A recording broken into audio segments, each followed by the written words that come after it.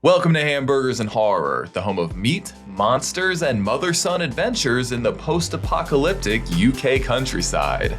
I'm Noah Hook, and today we're looking at 28 years later.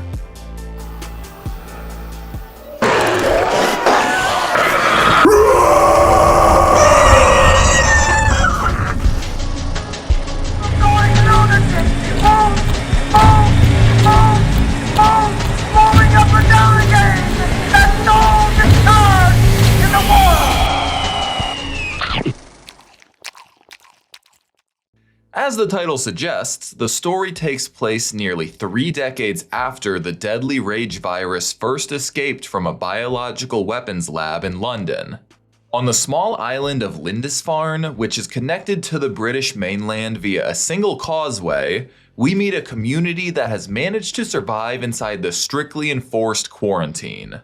A young boy ventures to the mainland in search of a doctor who may be able to help his ailing mother. During his journey, he discovers a variety of infected that have mutated into strange new variants, including the massive, muscular, murderous alphas. 28 years later brought director Danny Boyle and screenwriter Alex Garland back together. They created the original 28 Days Later way back in 2002. That was followed by 28 Weeks Later in 2007, which was followed by 15 years of development hell as producers tried to make a sequel.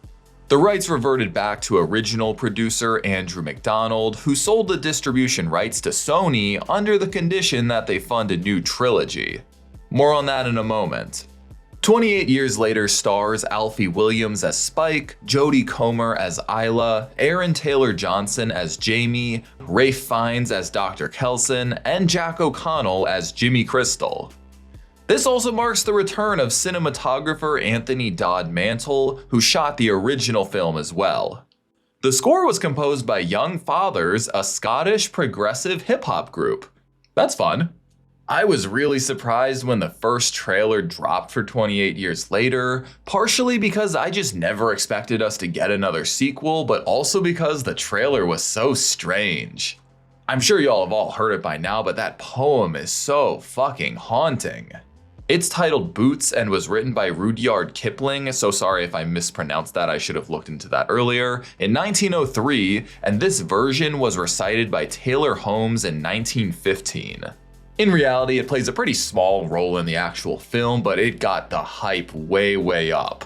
28 Years Later has gone on to get an 88 and 64% on Rotten Tomatoes, along with a 3.5 on Letterboxd, so it's done well with critics and audiences. All of this is to say that I went in very cautiously excited about the film, and aside from that initial trailer, I went in with zero spoilers. Overall, I enjoyed 28 Years Later, but it was definitely not what I expected. The basic plot goes down like this. Oh yeah, and just in case this wasn't clear, spoilers incoming right now. The film opens in the Scottish Highlands, where a young boy named Jimmy watches his mother and sisters get annihilated during the original outbreak of the rage virus. Jimmy's father, a priest, believes this is a divine event brought on by God. He gives Jimmy a crucifix necklace before willingly getting devoured. A title card reveals it's now 28 years later, and we follow a community of survivors living on the tidal island of Lindisfarne, accessible to the mainland only during low tide via a guarded causeway. A young boy named Spike and his father Jamie prepare for Spike's coming-of-age hunt. Jamie takes him out into the mainland forest to kill their first infected with his trusty bow and arrow. They encounter unusual versions of the infected, sluggish, obese crawlers, and a more agile, terrifying alpha who is bigger, stronger, and more intelligent than the rest. On the way home, they are tracked by the alpha, but they are narrowly saved when the gatekeepers dispatch the beast with flaming arrows on the causeway. There is a celebration in Spike's honor, but Spike's trust in his father is shattered when he witnesses Jamie having an affair. Meanwhile, Spike's mother Isla is bedbound, suffering from mysterious headaches and hallucinations, and Spike is becoming increasingly disillusioned with the safety and system of his home. Certain that his mother is going to die without help, Spike and Isla sneak off to the mainland in search of the legendary Dr. Kelson. He has supposedly gone insane living alone amongst the infected, but he may be the only one who can help heal her. On the mainland, they encounter a stranded NATO soldier whose boat sank, confirming the entire world has agreed to quarantine the UK and leave it as a real-life zombie island. They also encounter a pregnant infected woman who gives birth to a healthy baby, although the soldier guns her down. Baby Daddy Alpha rips his head off, but Dr. Kelson swoops in to tranquilize the beast, who the doc has named Samson. Kelson reveals a giant bone temple built from the skulls and other bones of the dead, which he uses to honor the millions of lives and memories that have been lost. He also diagnoses Isla with terminal cancer. RIP. Isla chooses to end her suffering with Kelson's help, who drugs Spike and euthanizes her off-screen.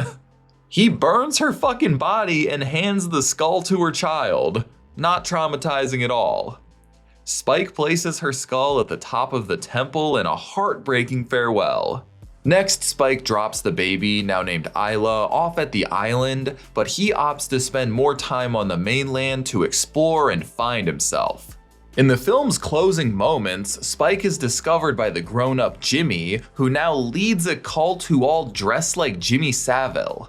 They save Spike from a pack of the infected and hint at a larger, enigmatic future, setting up for the sequel.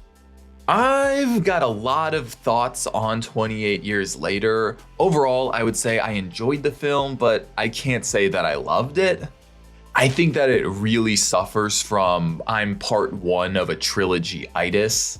Most of the film just feels like character introductions and setting up this world building. There's a lot of questions asked, but none of them are answered. It gives the film this meandering kind of quality, and there's ultimately very little payoff by the end of this film.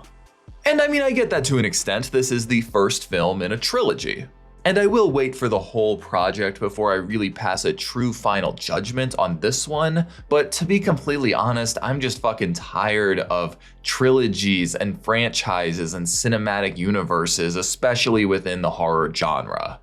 It just feels like every production company is trying to milk every possible horror movie and franchise for every possible penny that it's worth. What happened to just making one good, solid horror movie that tells a really tight, cohesive story? We're now breaking things up into really, really big bodies of work, and for some films that makes sense, or for some TV shows that makes sense, but then for some other films and shows, it's just a lot of padding and unnecessary fat that could have been trimmed.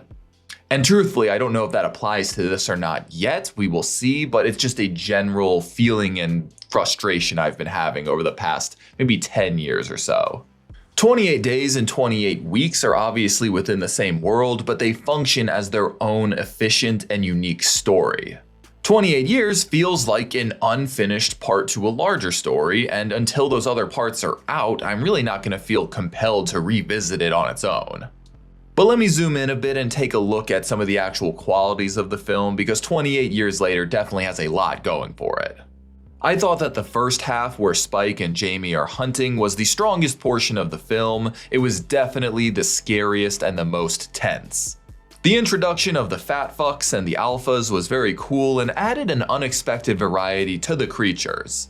Those red tinted night vision shots of the infected were super scary, but they also at the same time felt very out of place. They just kind of like looped them in at random points throughout the story, especially in the first half, and they felt like a little try hard, like they're really just here to make the film scarier. But generally speaking, the cinematography here is absolutely gorgeous. I especially love all of the forest shots. They do a great job of building a sense of fear in that infected could pop out behind any tree. And the fact that they're all butt naked just swinging tits and dick around makes them so much creepier and more uncomfortable to watch.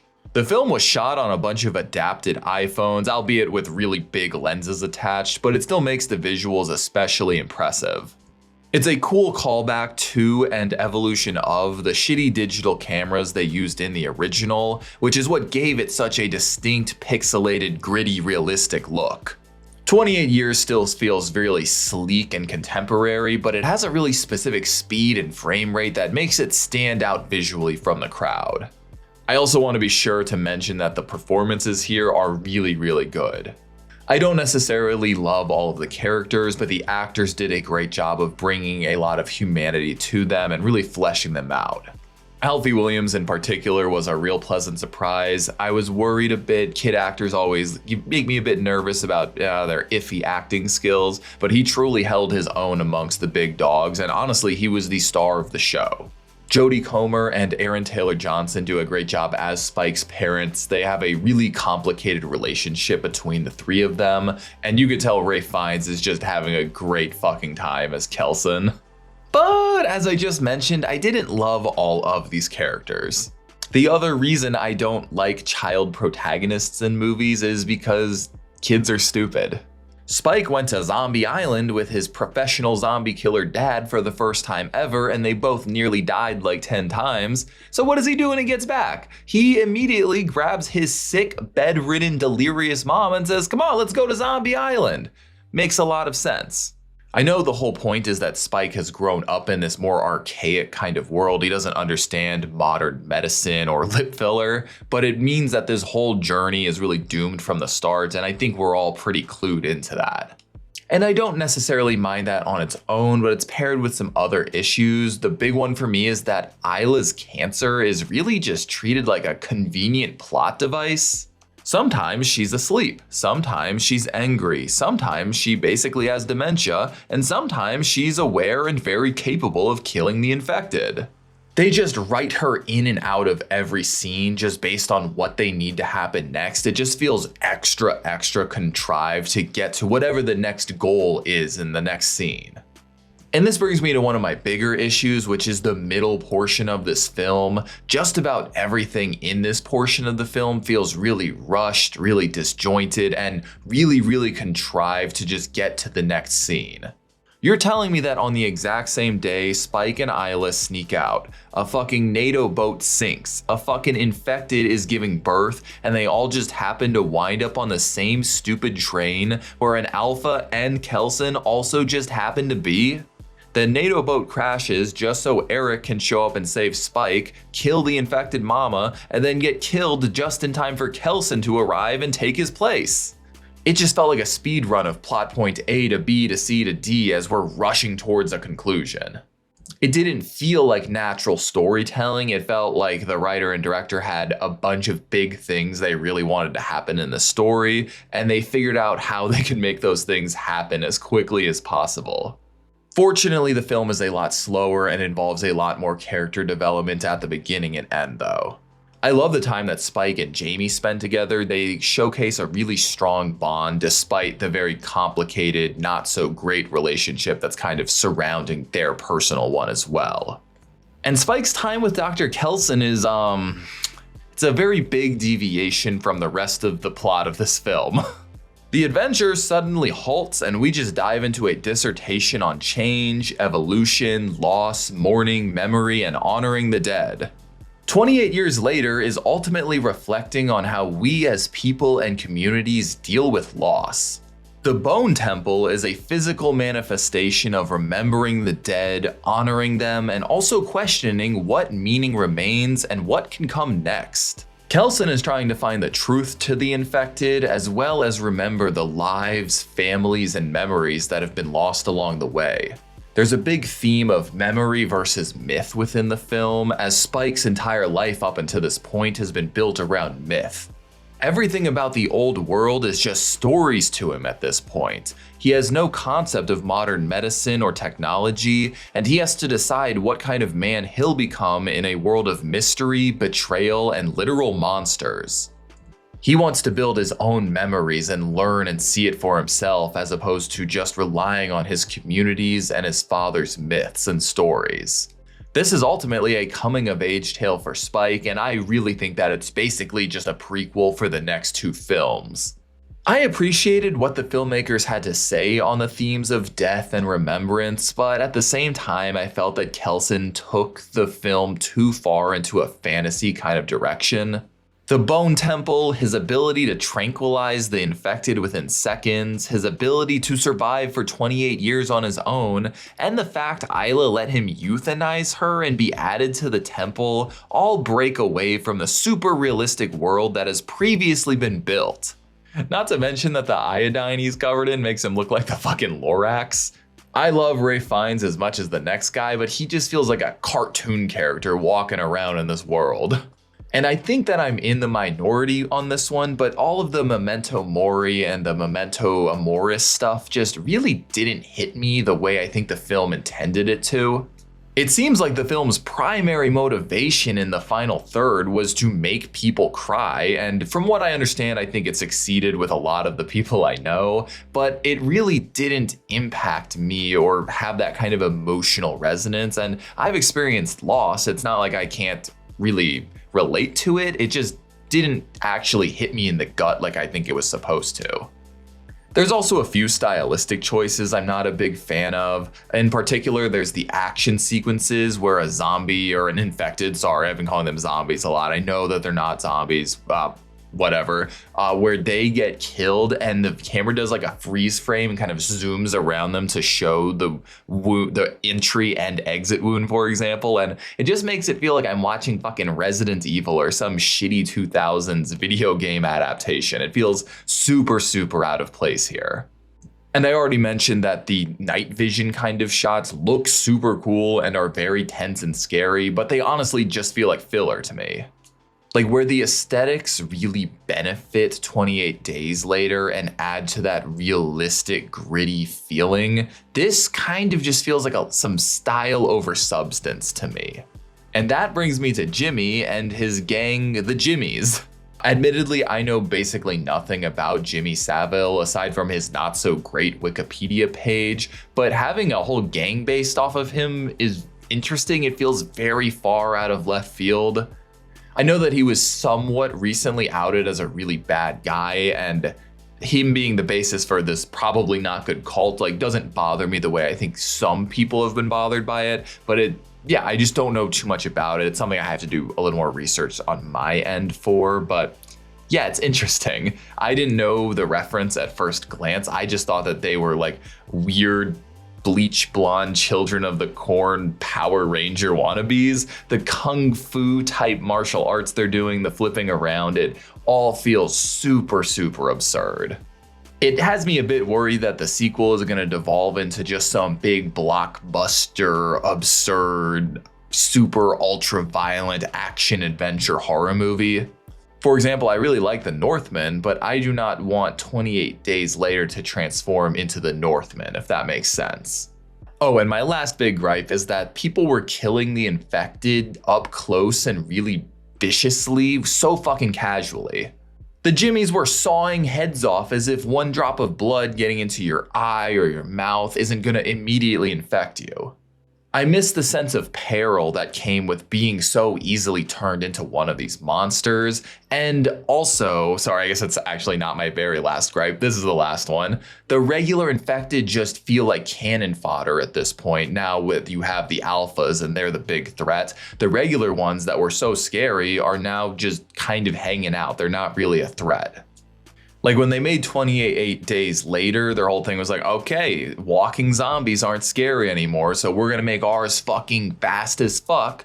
And now it's like, oh, maybe they're not scary enough. We've got things like Train to Busan and things that have upped the ante even more. So what if we make them really roided out and give them beards and giant schlongs? Maybe that will make them scarier.